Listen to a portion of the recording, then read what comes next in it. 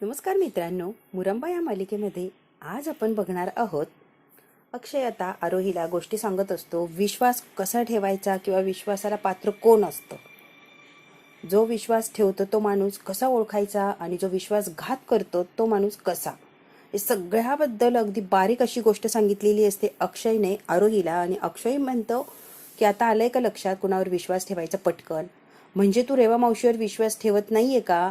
नाही ग बाळा, मग आता ठेवायला लागलाय का? अरे ती बेस्ट आहे रेवा मावशी, बेस्ट आहे बेस्ट. ती विश्वास ठेवावी अशीच आहे. या बिचाऱ्या आरोहीला माहितीच नसतं की रेवा आपल्यासोबत काय डावपेच खेळतीये. अरे मला ती किती जीव लावते, किती प्रेम करते. अक्षय म्हणतो हो, तुला किती गिफ्ट आणते, किती जीव लावते, तुझ्यासाठी काय काय करते. हो ना ग. आरोहीने एकदम विश्वास ठेवलेला असतो या रेवावर. आणि अक्षयला माहिती असतं की ही रेवा फक्त विश्वास आधी संपादन करते आणि मग विश्वासघात करणार आहे. यांची ही चर्चा चाललेली असते. अक्षयने फार छोटे छोटे आणि छान छान असे उदाहरण दिलेले असतात आणि आरोहीला बऱ्यापैकी शिकवलेलं असतं की पटकन कोणावर विश्वास ठेवायचा किंवा विश्वास ठेवायचा नाही. आरोहीला सुद्धा थोडं फार तिच्या बुद्धीच्या प्रमाणे कळालेलं असतं. तेवढ्यात काय आलेली असते रमा. रमा म्हणते काय अजून झोपला नाहीत तुम्ही? अक्षय म्हणतो नाही, आम्हाला स्टोरी ऐकायची आहे, आम्ही स्टोरी ऐकतोय. आता मी तर सांगून थकलोय बाबा. तो माझ्याकडचा गोष्टींचा कोटा संपलाय, आता तू गोष्ट ऐकवायची आहे रमा. आता मी काय गोष्ट सांगणार नाहीये, मी किचन आवरतो, तू हिच्या जवळ बसून हिला गोष्टी सांग. नाही, किचन मी आवरणार आहे. माझ्या नवऱ्याने दिवसभर फार कष्ट घेतलेत, आता किचन तरी निदान मला आवरू द्या, एवढं तर मला करू द्या. नवऱ्याने मनापासून एवढं सगळं केलंय, मग निदान मी किचन तर आवरूच शकते ना. रमा म्हणते तुम्ही तिला गोष्ट सांगा, मी आवरते किचन. नको बाई नको, मी आवरतो किचन, तू सांगितला गोष्टी. रमा आणि अक्षय दोघांमध्ये वाद सुरू झालेले असतात की किचन कोण आवरणार. ती म्हणते मी आवरणार, अक्षय म्हणतो मी आवरतो. रमा म्हणते ठीक आहे असू द्या. म्हणते तिला गोष्ट, पण तुम्ही किचनमध्ये जायचं नाहीये. तिला गोष्ट सांगितल्यावर झोपल्यावर मी किचन आवरायला जाईल, तुम्ही अजिबात जायचं नाहीये किचनमध्ये. कारण रमाला माहिती आहे सकाळपासून सगळं काही अक्षयने एकट्याने केलेलं असतं. निदान किचन आवरायची जबाबदारी मी स्वतः घ्यावी अशी रमाची आता इच्छा असते. झोपली की मी जाणार आहे, त्यामुळे अक्षय आता शांत बसलेलं असतो. अक्षय म्हणतो ठीक आहे, पाणी पिऊन येतो. हो जा, पाणी पिऊन या. अक्षय आता पाणी पिण्यासाठी किचनमध्ये चाललेला असतो आणि रमा आता आरोहीला गोष्ट सांगणार असते. रमाची ड्युटी चालू झालेली असते. कोणती गोष्ट ऐकायची सांग बाळा. मग आता छान छान गोष्टी सांगत असते आरोहीला आणि आरोहीलाही फार छान वाटत असतं. आरोही काय झोपायचं नाव घेत नसते. रमा इतक्या गोष्टी सांगत असते, आरोही तेवढ्याच मन लावून ती ऐकत असते. तिला काही झोप आलेलीच नसते. आता चंदा काहीतरी काम करत असते. तेवढ्यात काय चंदा चंदा असं मोठा आवाज देत आलेली असते. रेवा आलीस तू? हो येस आली मी. चंदा फार खुश असते ती. चंदा मी फार खुश आहे. चंदाला घेऊन आता गोल गोल फिरत असते, नाचत असते. रेवा किती आनंदी आहे हे दाखवण्याचा प्रयत्न करत असते. म्हणते अगं अगं पडेल मी, एवढी आनंदी आहे दिसतंय की सांगण्याची गरजच नाहीये. यस यस यस चंदा, आता फक्त आनंद आनंद आनंद, फक्त आनंद आहे आपल्याकडे. आजचा दिवस मी तुला सांगू शकत नाही. मला दारू प्यायची आणि फुल एन्जॉय करायचंय, सेलिब्रेशन करायची, फुल दारू प्यायची. मला का दारू प्यायची विचार की चंदा. का चंदा, आज मुकादमांच्या घरी काय काय झालंय तुला सांगते मी. तू ऐकल्यावर तू सुद्धा तेच म्हणशील. सेलिब्रेशन तर झालंच पाहिजे. सगळेजण माझ्या मागे पुढे असे करत होतात. बाप रे, आई आजीपासून ते अक्षयपर्यंत सगळे मागे पुढे काय हवंय काय नको इतके पुढे पुढे करत होते. असा माझा पाहुणचार केलाय त्यांनी, तुला काय सांगू मी. आवडीच्या गोष्टी अक्षयने तर माझ्यासाठी आवडीचे पदार्थ बनवले होते. काय काय पदार्थ बनवले होते अक्षयने, बाप रे सॉलिड. सांगतीयस तू, म्हणजे तुझी जादू एक नंबर चाललीये. तर जादू नाही ग चंदा, प्लॅन सक्सेसफुल झाला ना आपला. चंदा म्हणते हो हो. चंदालाही तेवढाच आनंद झालेला असतो आणि रेवाच्या आनंदाला अजिबात ठिकाणच राहिलेलं नसतं. इतका आनंद झालेला असतो. दोघीही खूप खुश असतात आणि अक्षयच्या घरी जे काय घडलं ते सगळं आता रेवा चंदाला सांगत असते. त्या गोष्टीला इतके प्रयत्न करतो, इतकी मेहनत घेतो, इतके काय काय काय काय करतो. त्याच्यानंतर आपल्याला जे मिळतं ना चंदा म्हणते फळ, बेनिफिट. चंदा म्हणते फायदा. हो हो, ते मिळालंय असं म्हटलीस तरी चालेल. तेच बेनिफिट आपल्याला मिळाले, त्यामुळे चंदा सेलिब्रेशन तर झालंच पाहिजे. हा चंदा ही तीच माणसं आहे ज्यांनी काही वर्षांपूर्वी मला तोंडाला काळं फासलं होतं, धक्के मारून घराच्या बाहेर काढलं होतं, जेलमध्ये पाठवलं होतं. म्हणजे पाठवण्याची तयारी केली, तयारी नाही म्हणता येणार, डायरेक्ट मला जेलमध्ये पाठवलंच होतं. आज तीच माणसं घरी बोलून पाहुणचार करताय माझा. बघ किती स्वार्थी असतात लोक, किती सेल्फिश हे जग. बघ ना चंदा, मला विश्वासच बसत नाहीये. एक वेळेला धक्के मारून जेलमध्ये पाठवणारी माणसं आणि आता आम्हाला घरी बोलून पाहुणचार करणारी माणसं, किती सेल्फिश झालंय जग. फक्त आणि फक्त उपकार. उपकार हा शब्द किती मोठा आहे बघ की. जराशी काय मदत केली त्यांची की लगेच मला डोक्यावर घेतलंय त्यांनी आणि सगळं विसरून अगदी मैत्री पाहुणचार काय काय करायला लागले. फक्त आणि फक्त उपकार, एकच शब्द आहे उपकार. काय फरक पडतो या उपकाराने. निवे चंदा, प्लॅन आपला वर्क होतोय ना, त्याशी आपल्याला देणं घेणे, बाकी काही का असे ना, असू दे. पटकन जा दारू घेऊन ये. चंदा, मला दारू प्यायची आणि फुल फुल दारू प्यायची. मला इतकं सेलिब्रेशन करायचे कारण मी जिंकली आहे, त्या लोकांना जाळ्यात अडकवलंय, आपला प्लॅन सक्सेसफुल झाला. आता दारू आणण्यासाठी अगदी पळतच गेलेली असते. लवकर चंदा लवकर. माय गॉड, हिला असं झालेलं असतं कधी दारू येणार आणि कधी मी दारू पिणार. दारूची बॉटल आणलेली असते, ग्लास आणलेले असतात. चंदा, ग्लास वगैरे गरज नाहीये, सेलिब्रेशनच इतकं मोठं आहे की ग्लासची गरजच नाहीये. एक बॉटलच तोंडाला लावलेली असते. रेवाने एवढा काय तिला आनंद झालेला असतो. वा चंदा, मी अक्षयला आता माझ्या मुठीत केलंय आणि आता मला जवळजवळ सगळंच मी आल्यासारखं झालंय बघ. बस एका क्लायंट बरोबर त्याची मीटिंग करून द्यायची की दुसरा प्लॅन सुद्धा आपला सक्सेस आणि परफेक्ट होणार. एकदा मीटिंग सक्सेसफुल झाली की आपण सगळं मिळवलंय असं समज चंदा. उद्या माझ्या नवीन खेळाचा श्री गणेश होणार आहे. उद्या जास्त सेलिब्रेशन केलं पाहिजे. फक्त 2 दिवस, मग काय. विश्वास आणि विश्वासघात या 2 शब्दांमध्ये मुकादमांना झुलवत ठेवणार. यानंतर माझ्या उपकारांच्या ओझ्याखाली इतका तबला जाईल की तो वर मुंडकच काढणार नाही. पुढच्या सगळ्या गोष्टी सल्ले फक्त आणि फक्त रेवा देणार आणि मुकादम ऐकणार. थोडक्यात काय, माझ्या हातची कटपुतलीच होणार ते सगळे. मी जे सांगणार ते आणि अगदी तसंच ते वागणार. फक्त 2 दिवस, मग काय सगळं आपल्या हातात आहे चंदा. याच गोष्टीचा मी फायदा घेणार आणि रमाच्या गळ्याभोवती फास तयार करणार. चंदा, मी फास तयार करणार. रेवा दारू पित असते. चंदा आणि रेवा जोर जोरात हसत असतात कारण यांना असं वाटत असतं आपण जे ठरवतोय, जे करतोय अगदी परफेक्ट चाललंय सगळं. What a day Chanda, what a day. मग आता तिकडे आरोहीला गोष्टी सांगत असते. तेवढ्यात काय इकडे अक्षयने सगळं किचन आवरून ठेवलेलं असतं. त्याला माहितीये आता रमा सुद्धा दमली आहे दिवसभर आणि ती कधी येऊन किचन आवरणार. अक्षयने सगळं किचन व्यवस्थित आवरण्याचा प्रयत्न केलेला असतो. ती भांडी धुवून झालेली असतात. ती 2 चम्मच राहिलेले असतात. अक्षय ते चम्मच उचलतो आणि शाळेत त्या मुलांना फूड पॉयझनिंग झालेलं असतं. ते मुलं लगेच अक्षयच्या डोळ्यासमोर आलेली असतात. अक्षय आता ते चम्मच हातात घेऊन ते 2 मुलांचा म्हणजे ज्या विषबाधा झाली त्या मुलांचा विचार करायला लागलेला असतो. त्याने स्वतःच्या हाताने चमचा दिलेला असतो रेवाला खाण्यासाठी, तोही स्पेशल, आणि मग बाकीच्या लोकांना चमचे दिलेले असतात. तो क्षण सारखा सारखा अक्षयला आठवत असतो. तुमच्याकडे बघतो आणि फूड पॉयझनिंग झालेली मुलं सारखी त्याच्या डोळ्यापुढे येत असतात. विश्वास, जगासाठी मोठी ताकद असेल रेवा, माझ्यासाठी सगळ्यात मोठा. तर मी संशय घेत आलो, त्यामुळे तू प्रत्येक चाल विचार करून खेळत आली, बरोबर ना ग. आता मात्र मी तुझ्यावर संशय घेणार नाही, तुझ्यावर विश्वास दाखवणार आहे रेवा. तयारीनिशी प्रत्येक चाल खेळलीस तू, बरोबर का. तर मी तुझ्यावर संशय घ्यायचो, माझा तुझ्यावर विश्वास बसावा यासाठी तू अगदी परफेक्ट सगळं करत होतीस. पण जेव्हा डोळे जागून विश्वास ठेवतो ना, त्याच वेळेला माणूस गाफील राहतो आणि समोरच्याला गृहीत धरायला लागतो. वाटतंय ग तू जिंकली आहेस. आज खेळ विश्वासाची चाल मी जिंकलोय रेवा. प्रत्येक वेळेला तू जिंकत गेली, आज मात्र मी जिंकलोय. वाटतंय तुला मी तुझ्यावर पूर्ण विश्वास ठेवलाय, तुझ्यावर विश्वास ठेवतोय, आता तुझ्याशी मैत्री केली आहे, सगळं काही छान व्यवस्थित चाललंय. आज गाफीलपणातून तू एक पुरावा देशील स्वतः. मग मला रेवा कधीच बदलणार नाही हे स्वतः रमा सांगणार किंवा रमाला दिसणार. आणि परत ते चमचे स्वच्छ धुतलेले असतात हे सगळा विचार करता करता. आणि आता त्याला तो लगेच शाळेतला प्रसंग आठवायला लागलेला असतो. रमा मॅडम, अक्षय सर, या मुलांना बघा काय होतंय, बेशुद्ध झाली ती मुलं. रमा आणि अक्षय त्यावेळेला खूप घाबरलेले असतात की या मुलांना अचानक कशी चक्कर आली. आत्ता व्यवस्थित होते, एकाच मिनिटात कशी चक्कर आली. तो सगळा प्रसंग आठवलेला असतो. ते सगळे कसे घाबरले, किती त्यांच्यावर वाईट वेळ आली होती, हे सगळं अक्षयला आता आठवायला लागलेलं असतं. काही पालक तेव्हा म्हटलेले असतात शाळेत जे काही खायला दिलंय ना त्याच्याने मुलांना फूड पॉयझनिंग झालंय, नको नको ते आरोप केलेले असतात आणि फार वाईट वेळ आलेली असते रमा आणि अक्षयवर. त्यावेळेला अक्षयच्या लक्षात आलेला असतो तो प्रसंग. वेलची पूड टाकली नसेल तर मुकादम केटर्सचं नाव खराब होईल आणि मला कोणाचंही नाव खराब करायचं नाहीये, म्हणून सर मी स्वतः वेलची पूड टाकायला आलो. तो सगळा प्रसंग अक्षयला अगदी व्यवस्थित आठवत असतो. त्याच्यातलं वागणं, बोलणं, घाबरणं, काहीतरी विचार करणं, हे सगळं अक्षयच्या लक्षात आलेलं असतं. प्रसंग अक्षयला अगदी स्पष्ट आठवत असतो की रेवाने कसं त्याला पकडवून आणलं, मग पोलिसांच्या ताब्यात अक्षय चालला होता तर अक्षयला वाचवलं आणि त्याला दिलं. खरा गुन्हेगार हा आहे तर अक्षय नाहीये.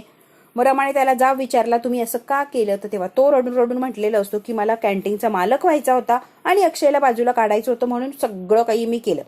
प्रत्येक शब्द अक्षयला आठवत असतो आणि सगळे धागे दोरे जोडवण्याचा प्रयत्न करत असतो अक्षय. पटकन तो प्रसंग आठवतो की सगळे जेवायला बसलेले असतात. तो किचन मध्ये येतो आणि चमच्यावर काहीतरी थेंब टाकलेले असतात औषधांचे, म्हणजे फूड पॉयझनिंग केलेलं असतं अक्षयने. त्याला काहीतरी विष लावलेलं असतं आणि मग खाण्यातून तिला विषबाधा होत असते. चमचे तयारच करत असतो. तेवढ्यात काय रमा आलेली असते. अक्षय काय करताय, चमचे नाही येत बाहेर. अक्षय म्हणतो अगं हो हो हो चल चमचेच घ्यायला आलोय मी. अक्षय चमचे घ्यायला आला असं दाखवतो, चमचे उचलतो आणि सगळ्यांना चमचे देतो आणि रेवाचा चमचा बरोबर रेवाला दिलेला असतो. अक्षय म्हणतो रेवा तू जेवढी परफेक्ट प्लॅनिंग करते त्याच्यापेक्षाही परफेक्ट प्लॅनिंग मी केला होता, बघ कसा प्लॅनिंग झालाय माझा.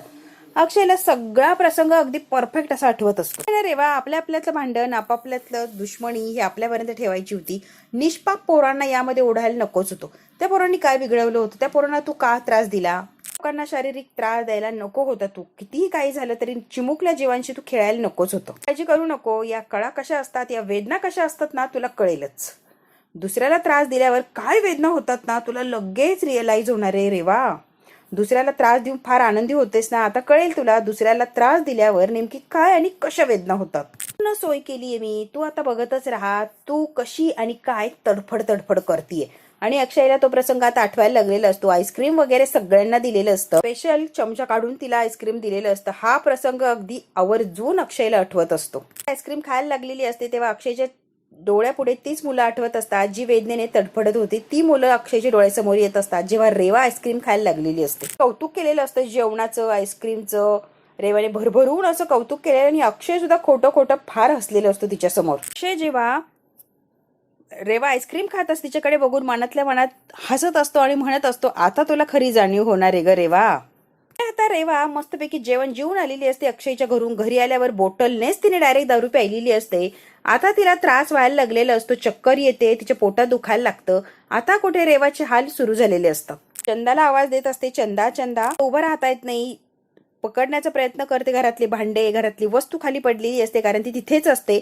चंदा घाईघाईने पळत जाते आणि रेवाला काय होतंय म्हणून विचारते. अगं तुला काय होतंय. खूप घाबरलेली असते. ती म्हणते मला फिरल्यासारखं होतंय, डोक्याला झिंजिने येत आहेत चंदा, मला कळत नाहीये मला काय होतंय. आता घाबरलेली असते, अगदी रडायला लागलेली असते. मगाशी तर चांगल्या होता, अचानक काय व्हायला लागलंय. मी जास्त प्यायली नाहीये, बॉटल अर्धी पण झाली नाहीये, मग मला असं का व्हायला लागलंय. आता रेवाला कळतच नाही की तिला हा त्रास का सुरू झालाय. ही अवस्था बघून चंदा मात्र खूप घाबरून गेलेली असते. लाईटने मला डोळ्याला त्रास होतोय चंदा, लाईट बंद कर आधी. धडकून ही रेवा पडलेली असते कारण तिला दिसतही नसतं आणि चक्करही यायला लागलेली असते. आता रडायला लागलेली असते, मोठमोठ्याने ओरडते साहेब ताईसाहेबांना काय होतंय, पटकन बाहेर या. फार वाईट अवस्था झालेली असते. तांबटकर पळत पळत आलेला असतो. रेवा अगं डार्लिंग काय झाले, अशी का पडलीयस तू. आता तांबटकर खूप घाबरतो रेवाची ही अवस्था बघून. चंदा आणि तांबटकर तिला उचलतात आणि व्यवस्थित सोफ्यावर नेऊन बसवतात कारण चंदा इतकी घाबरून गेलेली असते. जेव्हा तांबटकर येतो तेव्हा ती रेवाला उचलण्याचा प्रयत्न करते आणि रेवाची अवस्था फार वाईट झालेली असते. फक्त विशू विशू असं करत असते. तिला स्वतःला उठताही येत नाही आणि चालताही येत नाही. तुम्हाला फार त्रास होतोय, हो तुला बरं वाटेल, बस तर खरं आधी इथे. लागलेली असते मला फार त्रास होतोय. नाही प्यायली जास्त, मी अर्धीच बॉटल प्यायली, मग मला त्रास का होतोय. कर म्हणतो उन्हाचा त्रास झालाय का, काही वेगळं खाल्लं पिल्लंय का तू, तुला कशाने काय होतंय आठव जरा. डोक्याला झिंजिने येत आहे रे. ते दारू नाही प्यायली, अर्धीच बॉटल प्यायली. ती इतक्या वेळा सांगत असते की मी अर्धीच बॉटल दारू प्यायलीये, मग तू काय खाल्लंय वेगळं आठव. फार त्रास व्हायला लागलेला असतो. पाणी आण पटकन आणि चंदा लाईट बंद कर, लाईटचा मला जास्ती त्रास होतोय. आंबटकर सुद्धा खूप घाबरलेला असतो की रेवाला नेमकी काय होतंय, ती अशी काय करतीये. पण ती ही बॉटल आणि बॉटल लगेच खाली फोडून टाकते. अगं रेवा काय करतीये तू. होतंय हे सांगता येत नसतं. बिचारा तांबटकर घाबरलेला असतो आणि रेवा आता हळूहळू डोळे बंद करायला लागलेली असते. हायपर होऊ नको, रिलॅक्स हो आणि मागे बस बरं. डोकं फुटतंय माझं. कर म्हणतो चंदाला हिला आतमध्ये घेऊन जाऊ आणि हिला आराम करायला लावू. चल बरं चंदा, हिला पटकन बेडरूम मध्ये घेऊन जाऊया. किचन मध्ये विचार करत असतो. सगळ्या गोष्टी त्याला सारख्या सारख्या आठवत असतात. अगदी विचारांमध्ये हरवून गेलेला असतो अक्षय. तेवढ्यात काय रमा येऊन उभी राहते आणि रमा म्हणते अक्षय तुम्ही कितीही काहीही विचार करा, माझ्यापासून काहीही लपवण्याचा प्रयत्न करा, पण तुम्हाला चांगलंच माहितीये माझ्यापासून काहीही लपून राहत नाही. आता जरा घाबरलेला असतो की रेवा बद्दल मी विचार करतोय पण मला डायरेक्ट रमा येऊन का विचारतीये किंवा ती असं का विचारतीये मला की काहीतरी लपवताय. वाटतंय तसं काहीच नाहीये रमा, एक्सप्लेन करतो मी. काय एक्सप्लेन करणार आहात तुम्ही. अक्षय आता काय सांगायचं राहिलंय, तुम्ही हे सगळं का केलं मला कळेल का. आता रमा कोणत्या विषयावर बोलतीये हे अक्षयला माहित नसतं, पण अक्षयला असं वाटतं की रेवाचा विषय हिला कळालाय म्हणूनच ही येऊन मला बोलतीये. मला सांगितलं होतं ना, का ऐकलं नाही तुम्ही, का असं केलं सांगताय का जरा अक्षय. मी सांगितलं होतं जेव्हा आरोही झोपणार तेव्हा मी येऊन सगळं किचन आवरणार, मग तुम्ही माझं का नाही ऐकलं, तुम्ही का ऐकत नाही अक्षय. आता रमा किचन का आवरलं या विषयावरून अक्षयला बोलत असते. अक्षयला असं वाटतं की मी रेवाबद्दल जे काय केलं त्यामुळे मला ती बोलतीये. किचन का आवरलं, का भांडी घासून ठेवली, उत्तर द्या मला अक्षय. तुम्ही का ऐकत नाही हो? सगळं स्वतःला हवंय तसंच का करत असता नेहमी? जोरात हसायला लागलेला असतो. काय ग, रोज तूच करती ना ही कामं, मी आज केलं तर कुठे बिघडतंय? असू दे की एखाद दिवस तुला आराम. एक दिवस आराम ग रमा, रिलॅक्स. टेन्शन मध्ये असतो, विचारातच असतो. तो चमचे ठेवतो आणि तो चाललेला असतो बेडरूम मध्ये. रमा त्याचा हात पकडते आणि जोरात त्याला स्वतःजवळ खेचते. काय रमा? म्हणते मला तुमच्याशी बोलायचंय, जे मला तुम्हाला काहीतरी सांगायचंय. काय सांगायचंय सांग की. तुम्ही फार वेगळे वेगळे वाटताय, बदललेले वाटताय मला. नेहमीच अक्षय अजिबात वाटत नाही आहात. तुम्ही वेगळे वागताय, वेगळे दिसताय, पण तुमचं हे वेगळं वागणं दिसणं मला आवडतंय बरं. लग्न झाल्यानंतर सुरुवातीचे काही दिवस होते ना, अगदी तसं वेगवेगळं वागायला लागलं, त्यामुळे मला आवडतंय हे. माणसं बदलतात. माणसं जेव्हा बदलतात ना, जेव्हा ओरिजिनल आहे तशी ती नसतात. फार बदल झालेला असतो त्या माणसांमध्ये. म्हणते बापरे, म्हणजे इतके दिवस तुम्ही खरे नव्हता, वेगळे वागत होता आणि आता काहीतरी वेगळे वागताय का अक्षय? एक्झॅक्टली काय चाललंय अक्षय? आता रमाला सुद्धा विचार पडतो की अक्षय असं का म्हटला की माणसं बदलतात. अजिबात कुठल्याही बोलण्याच्या विचारामध्ये नसतो, कारण त्याचं प्लॅनिंग काहीतरी वेगळं असतं. तो रेवाकडे सध्या फोकस करत असतो. सगळं नीट होणार आहे आणि हळूहळू सगळंच नीट होणार आहे अक्षय, अजिबात विचार करू नका. की जे काय वाईट घडायचं होतं ते तर घडून गेलंय रमा, बरोबर. आता फक्त चांगलं आणि चांगलंच घडणार आहे. म्हणतो मला तुम्हाला सगळ्यांना या विळख्यातून बाहेर काढायचंय आणि तेव्हाच मी शांत बसणार आहे. रमा म्हणते कुणाला बाहेर काढायचं आणि कोणता विळखा? अक्षय तुम्ही काय बोलताय? तुमचं तुम्हाला तरी कळतंय का? मला कळत नसतं अक्षय एक्झॅक्टली कोणत्या विषयावर बोलतोय. रमा लवकरच सगळं कळणार आहे. सगळ्यांना कळावं म्हणून तर हे करतोय मी. बरोबर सगळं कळणार आहे. हे डोळे असे लख्ख उघडतील ना, असा एक प्रसंग घडणार आहे. तोच पुरावा तुला देणार आहे मी की लख्ख डोळे असे उघडलेच पाहिजे आणि सगळं तुला स्पष्ट दिसलं पाहिजे. तुला ठोस पुरावा देणार आहे मी रमा, तू बघतच राहिली पाहिजे. कसला पुरावा काय? आणि आता मला वाटायला लागलंय माझ्यापासून काहीतरी लपवताय. अक्षय तुम्ही काय लपवताय? आता रमा शंका घ्यायला लागलेली असते तेव्हा अक्षय जोर जोरात हसतो आणि आता विषय बदलण्याचा प्रयत्न करत असतो. तुला पुन्हा टेन्शन? मला हेच हवं होतं. परत तुला कसं टेन्शन येतं ना हे बघायचं होतं, म्हणूनच मी हे सगळं बोललो. तुम्ही माझी गंमत करताय अक्षय. काय ही वेळ आहे का गंमत करायची? चेहरा बघ तुझा कसा झालाय, बघ बघ चेहरा. कसं मला आता इथे गंडवलंस तसंच तुला गंडवलं. कसं वाटलं? डोळे दिपतील एवढं सुख तुझ्या पुढे मांडून ठेवणार आहे असं मला म्हणायचं होतं. तेव्हा म्हणते हो हो हो.